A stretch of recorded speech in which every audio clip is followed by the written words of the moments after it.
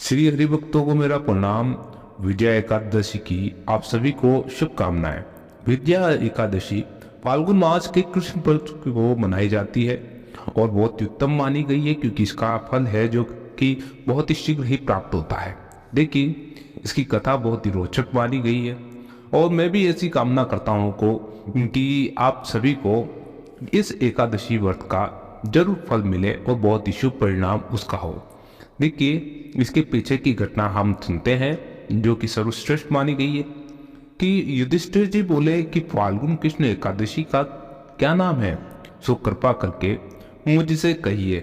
श्री कृष्ण ने कहा कि हे राजेंद्र, इसका नाम विजया है और इस वर्ष करने वाले को सदा विजय देने वाली है।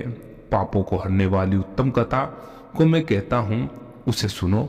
जब रामचंद्र जी ने वनवास के समय सीता और लक्ष्मण के साथ पंचवटी में निवास किया तो सीता और रावण हर कर ले आया और उस दुख से रामचंद्र जी बहुत संतृप्त हुए। वन में भ्रमण करते हुए आसन मृत्यु जटायु को देखा और कबंध नामक दैत्य को मारा। रामचंद्र जी से सीता जी का वृत्तांत कहकर जटायु भी मर गया। फिर रामचंद्र जी की सुग्रीव से मित्रता हो गई और बंदरों की सेना इकट्ठी हुई। फिर हनुमान जी ने अशोक वाटिका में जानकी जी को देखा और रामचंद्र जी की अंगूठी सीता जी को देकर बड़ा काम किया। फिर लौटकर सीता जी का सब वृत्तांत सुनाया।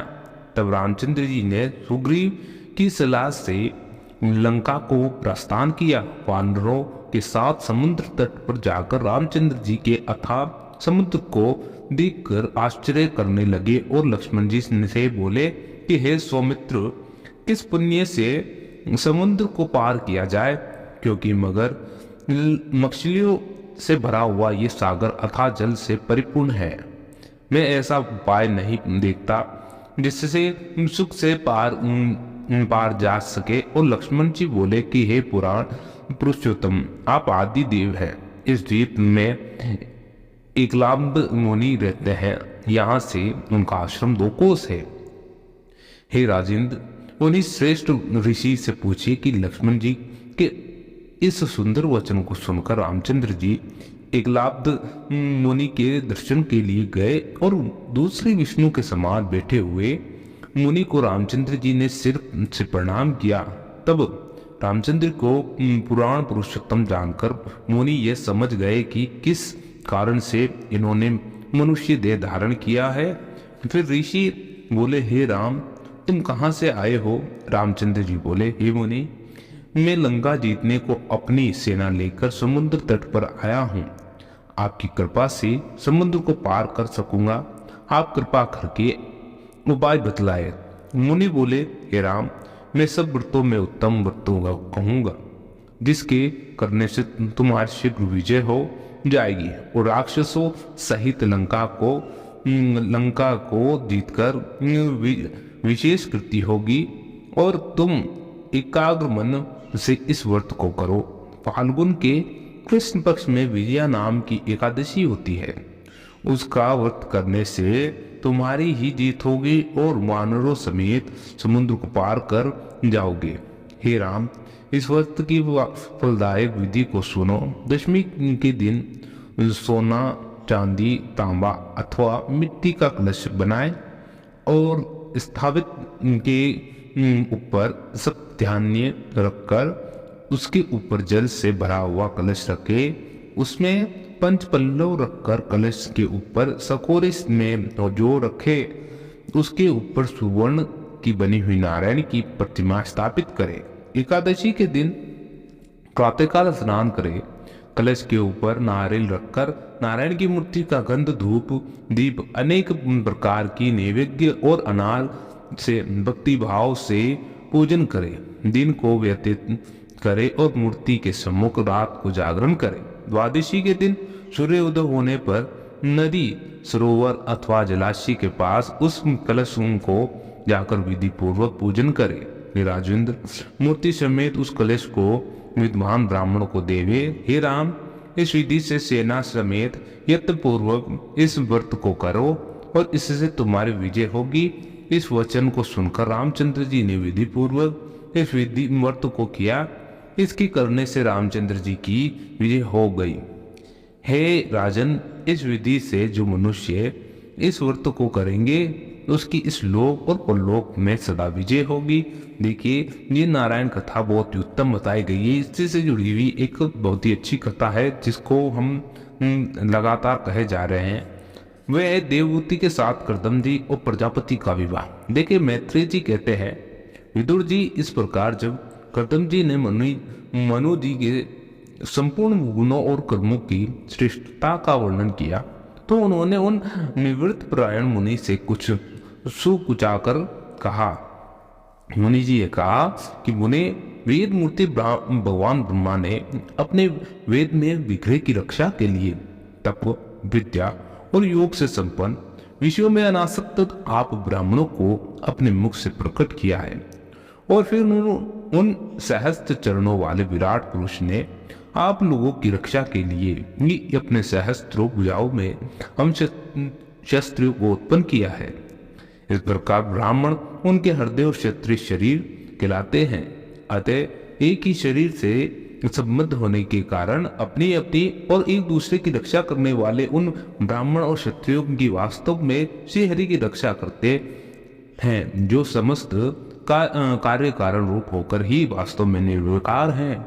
आप दर्शन मात्र से ही मेरे सारे संदेह दूर हो गए हैं, और क्योंकि आपने मेरी प्रशंसा की में से स्वयं ही प्रजापालन की इच्छा वाले राजा के धर्मों का बड़े प्रेम से निरूपण किया है। आपका दर्शन अजितेंद्रिय पुरुषों को बहुत दुर्लभ है। मेरा बड़ा भाग्य है जो मुझे आपका दर्शन हुआ और मैं आपके चरणों की मंगलमयी रज अपने सर पर चढ़ा सका।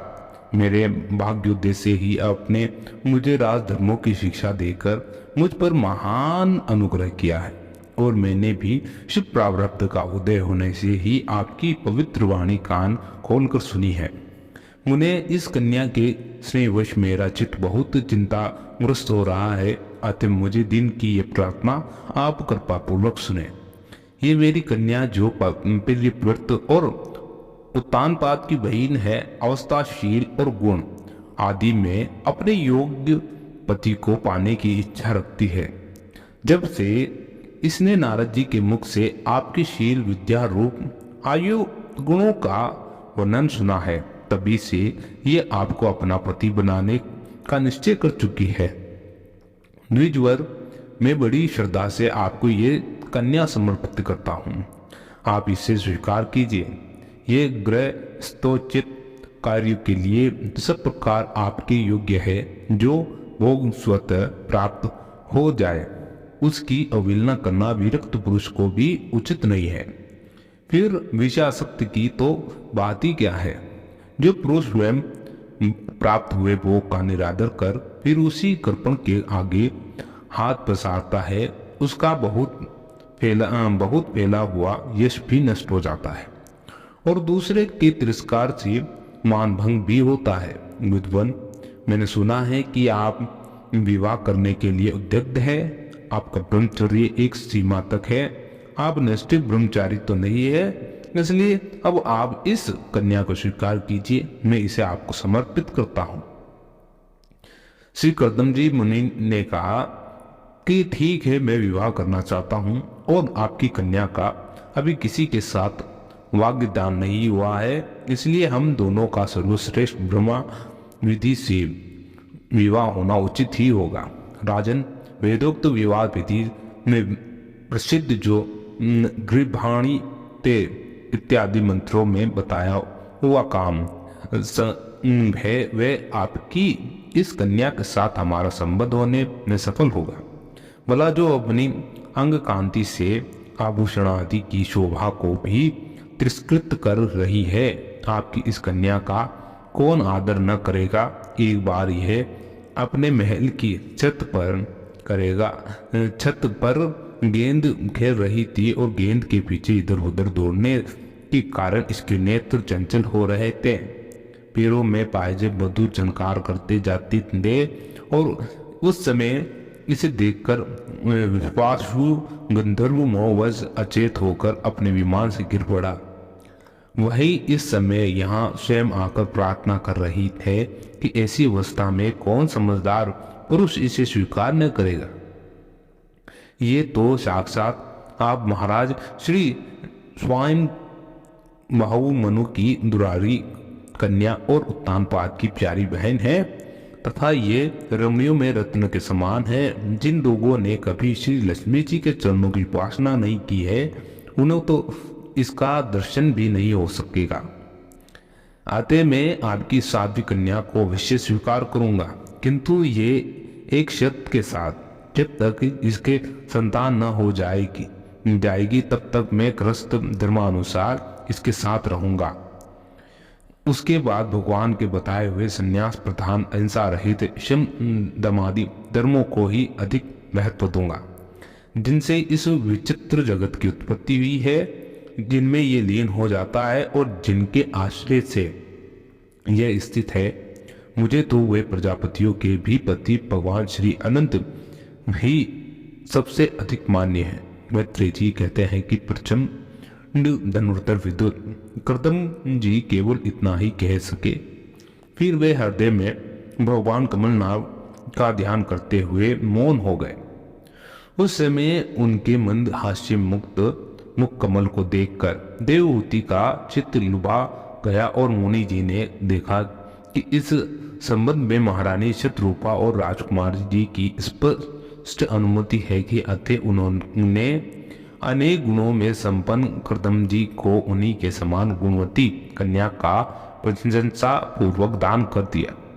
महारानी शत्रुपा ने भी बेटी और दामाद को बड़े प्रेम पूर्वक बहुत से बहुमूल्य वस्त्र आभूषण और गृहस्थोचित पात्र आदि दहेज में दिए।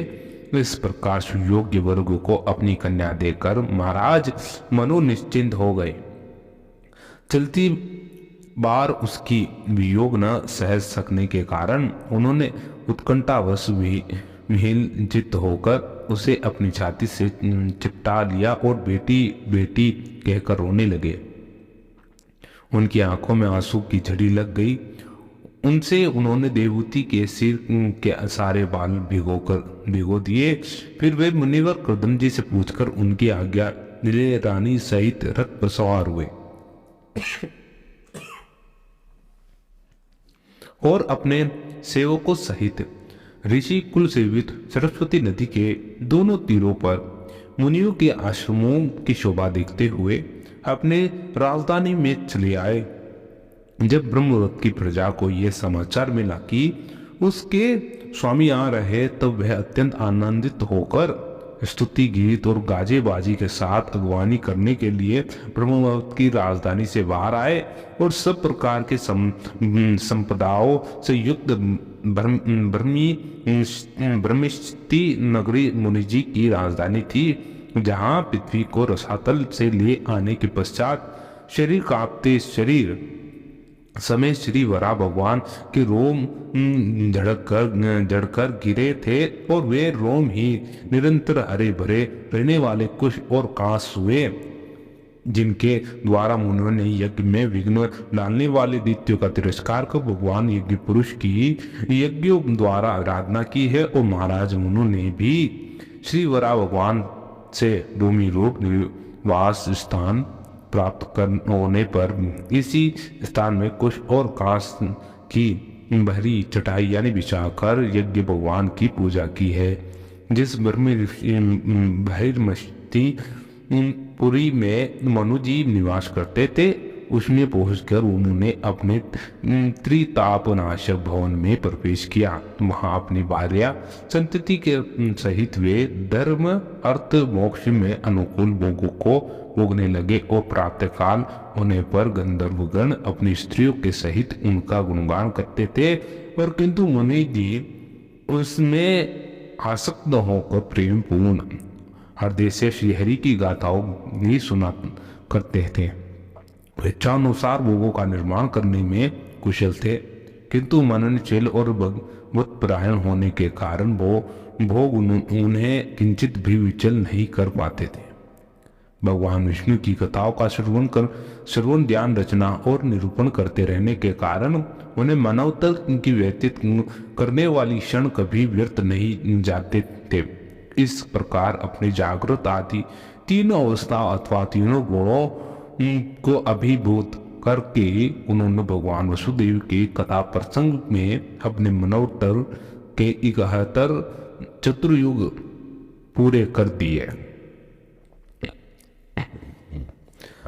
व्यास नंदन विदुर जी, जो पुरुष श्री हरि आश्रित रहता है उसे शारीरिक, मानसिक, दैविक, मानुषिक अथवा भौतिक दुख किसी प्रकार कष्ट पहुंचा सकते हैं। मनु निरंतर समस्त प्राणियों के हित में लगे रहते थे और मुनियों के पूछने पर उन्होंने मुनियों के तथा उस समस्त वर्ण और आश्रमों के अनेक प्रकार के मंगल में धर्मों की वर्णन किया, जो कि मनुष्य संहिता के रूप में अब भी उपलब्ध है। जगत में सर्वप्रथम सम्राट महाराज मनु वास्तव में कीर्तन के योग्य है और यह मैंने अपने अद्भुत चरित्र के वर्णन किया और उनकी कन्या देवहूति का प्रभाव सुना। श्री मैत्री जी ने कहा कि विदुर माता पिता के चले जाने पर पति के अभिप्राय को समझ लेने में कुशल साध्वी देवहूति कर्दम जी की प्रतिदिन प्रेम पूर्वक सेवा करने लगी। ठीक उसी तरह जैसे श्री पार्वती भगवान शिव की सेवा करती है।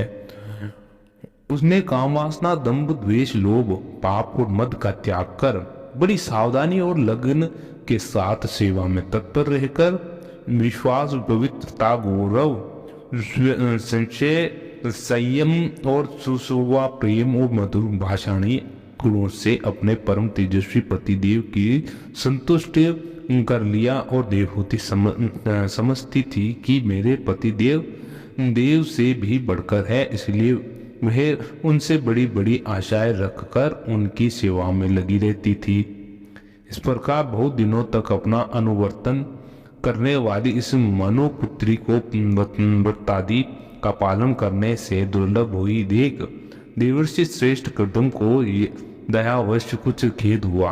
उन्होंने उससे प्रेम गदगद वाणी में कहा कि कर्दम जी बोले कि मनोनंदिनी, तुमने मेरा बड़ा आदर किया है। मैं तुम्हारी उत्तम सेवा और परम भक्ति से बहुत संतुष्ट हूँ। सभी देहधारियों को अपना शरीर बहुत प्रिय और आदर की वस्तु होती है, किंतु तुमने मेरी सेवा के आगे उसके क्षीण होने की भी कोई परवाह नहीं की।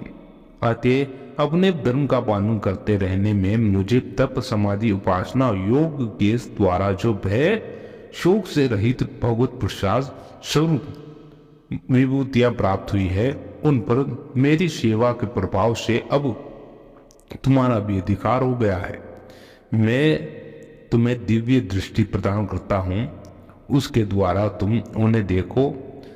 अन्य जितने भी भोग है वे तो भगवान श्री हरि के भ्रकुटी विलास मात्र से नष्ट हो जाते हैं, अतः वे इनके आगे कुछ भी नहीं है। तुम मेरी सेवा से कृतार्थ हो गई हो। अपने पातिव्रत धर्म का पालन करने से तुम्हें ये दिव्य भोग प्राप्त हो गए हैं, तुम इन्हें भोग सकती हो। हम राजा हैं, हमें सब कुछ सुलभ है। इस प्रकार जो अभिमान आदि विकार हैं, उनके रहते हुए मनुष्यों को इन दिव्य भोगों की प्राप्ति होनी कठिन है। कर्दम जी के इस प्रकार कहने से अपने पतिदेव को संपूर्ण योग माया और विद्याओं से कुशल जानकर उस अबला की सारी चिंता आ जाती रही। उसका मुख किंचित संकोच भरी चितवन और मधुर मुस्कान से खिल उठा और वह विनोद प्रेम से गदगद वाणी में इस प्रकार कहने लगी कि देवहूति ने कहा कि द्विज श्रेष्ठ स्वामी, मैं ये जानती हूँ कि कभी निष्फल न होने वाली योग शक्ति और त्रिगुणान्वित का माया पर अधिकार रहने वाले आपको ये सब ऐश्वर्य प्राप्त है, किंतु प्रभु आपकी विवाह के समय जो प्रतिज्ञा की थी वे गर्भाधान होने पर तक मैं तुम्हारे साथ गृहस्थ सुख का उपभोग करूंगा। उसकी अब पूर्ति होनी चाहिए, क्योंकि श्रेष्ठ पति के द्वारा संतान प्राप्त होना पतिव्रता स्त्री के लिए महान लाभ है। हम दोनों के समागम के लिए शास्त्र के अनुसार जो कर्तव्य हो उसका आप देश दीजिए। उपटन, गंध, भोग आदि उपयोगी सामग्रियां भी जुटा दीजिए, जिससे मिलन की इच्छा से अत्यंत दुर्लभ हुआ मेरा यह शरीर आपके अंग संग के योग्य हो जाए, और क्योंकि आपकी ही बढ़ाई हुई काम वेदना से पीड़ित हो रही हूँ, स्वामी इस कार्य के लिए एक उपयुक्त भवन तैयार हो जाए, इसका भी विचार कीजिए। मैत्री जी कहते हैं कि विदुर जी कदम सुनने में अपनी प्रिया के इच्छा पूर्ण करने के लिए उसी समय व्योम में स्थित होकर एक विमान रचा, जो इच्छा अनुसार सर्वत्र जा सकता था। ये विमान इस पर सब प्रकार से इच्छित भोग से सुख प्रदान करने वाला, अत्यंत सुंदर, सब प्रकार से रत्नों से युक्त, वो सब संपत्तियों की उत्तरोत्तर वृद्धि से संपन्न था, मणि में कंबों से सुशोभित था। वह सभी ऋतुओं में सुखदायक था और उसमें जहां तहां सब प्रकार की दिव्य सामग्रियां रखी हुई थी तथा उसे चित्र विचित्र रेशमी झड़ियों और पताकाओं से खूब सजाया गया था, जिन पर ब्रह्मरंगन मधुर गुंजार कर रहे थे। ऐसे रंग बिरंगे पुष्पों की मालाओं से, उनके प्रकार की सूती और रेशमी वस्त्रों से वह अत्यंत शोभायमान हो रहा था। एक से ऊपर एक बनाए हुए कमरों में अलग अलग रखी हुई शैया, पलंग, रकंके और आसनों के कारण वे बड़ा सुंदर जान पड़ता था। जहां तहां दीवारों में की हुई शिल्प रचना से उसकी अपूर्व शोभा हो रही थी। उसमें पन्ने का फर्श था और बैठने के लिए मूंगे की वेदियां बनाई गई थी। मूंगे की ही देहलियां थी और उसके द्वारा में हीरे में किवाड़ थे और तथा इंद्रलीन मणि के शिखरों पर सोने के कलश रखे हुए थे। उसी की हीरे की दीवार में बढ़िया लाल जड़े हुए जो थे, जो जैसे जान पड़ते थे मानो विमान की आंखों हो, तथा उसमें रंग बिरंगे चढ़ावे और बहुमूल्य सुनहरी मंत्र वालों से सजाया गया था। ये विमान में जहां दाम, कृत्रिम हंस, कबूतर आदि पवित्र पक्षी बनाए गए थे तो बिल्कुल सजीव से मालूम पड़ते थे। उन्हें अपने सजाते समझकर बहुत से हंस और कबूतर उनके पास बैठ बैठकर अपनी बोली बोलते थे। उसमें संविधानुसार क्रीड़ा स्थली, शयनगृह, बैठक आंगन और चौक आदि बनाए गए थे, जिनके कारण विमान स्वयं करदम जी को भी विस्मित कर रहा था। ऐसी सुंदर घर को जब देवहूति ने बहुत प्रसन्न जिससे नहीं देखा तो सबके आंतरिक भाव को परख लेने वाले करदम जी ने स्वयं ही कहा कि बीरू, तुम इस बिंदु सरोवर में स्नान करके विमान पर चढ़ जाओ।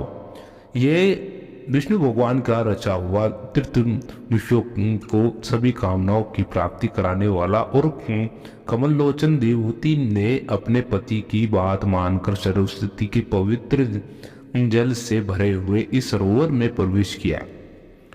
उस समय वह बड़ी मेली कुचली साड़ी पहने हुए थी और उसके सिर के बाल चिपक जाने से उनमें लेटे पड़ गई थी और शरीर में मेल जम गया था। स्तन कांतिहीन हो गए थे और सरोवर में गोता लगाने पर उसने उसके भीतर पर महल में 1000 कन्याएं देखी। वे सभी किशोरी अवस्था की थी और उनके शरीर से कमल सी गंध आती थी। देवहूति को देखते ही वे सब स्त्रियां सहसा खड़ी हो गई, हाथ जोड़कर कहने लगी, हम आपकी दासियां हैं, हमें आज्ञा दीजिए, आपकी क्या सेवा करें। विदुर जी तब स्वामिनी को सम्मान देने वाली उन रमणियों ने बहुमूल्य मसालों और गंध आदि से मिश्रित जल के द्वारा मनस्विनी देवहूति को स्नान कराया। उसे 2 नवीन और निर्मल वस्त्र पहनने को दिए और फिर उन्होंने ये बहुत मूल्य के बड़े सुंदर और कांतिमान आभूषण, स्वर्ण गुण संपन्न भोजन पीने के लिए अमृत के समान स्वादिष्ट आसव प्रस्तुत किए। अब देवहूति ने दर्पण में अपना प्रतिबिंब देखा तो उसे मालूम हुआ कि वह का भांति भांति के सुगंधित फूलों के हारों से विभूषित है, स्वच्छ वस्त्र धारण किए हुए है और उसका शरीर भी निर्मल और कांतिमान हो गया है, तथा उन कन्याओं ने बड़े आदरपूर्वक उसका मांगलिक श्रृंगार किया, उसे सिर से स्नान कराया और स्नान के पश्चात अंग अंग में सब प्रकार के आभूषण सजाए गए थे तथा उसके गले में हार, रुमेल, हाथों में कंगन और पैरों में चमचमाते हुए सोने की पायज भी सुशोभित थे। कमर में पड़ी हुई सोने की रत्न जड़ित करगनी से बहुमूल्य मणियों के हार से अंग अंग में लगे हुए कुकुमादि मंगलम द्रव्यों से उसकी अपूर्व शोभा हो रही है। उसका मुख सुंदर दंतावली, मनोहर भौहें, कमल की कली से स्पर्धा करने वाली प्रेम कटाक्ष में सुंदर नयन और नीली अलकावली में बड़ा ही सुंदर जान पड़ता है। विदुर जी, जब देवहूति ने अपने प्रिय पतिदेव का स्मरण किया तो अपने को शैलियों के सहित वहीं पाया जहाँ प्रजापति कर्दम जी विराजमान थे। उस समय अपने को सहस्त्रों स्त्रियों के सहित अपने प्राणनाथ के सामने देख इसे उनके योग का प्रभाव समझकर देवहूति को बड़ा विस्मय हुआ।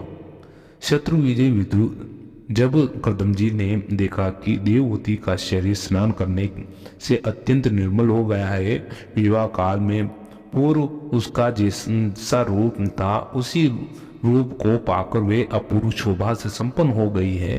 उसका सुंदर वृक्ष स्थल चोली से ढका हुआ है, हजारों विद्याधारी उसकी सेवा में लगी हुई है तथा उसके शरीर पर बढ़िया बढ़िया वस्त्र शोभा पा रहे हैं। तब उन्होंने बड़े प्रेम से उसे विमान पर चढ़ाया और उस समय अपनी प्रिया के प्रति अनुरक्त होने पर श्री कर्दम जी की महिमा मन और इंद्रिय पर प्रभुता कम नहीं हुई।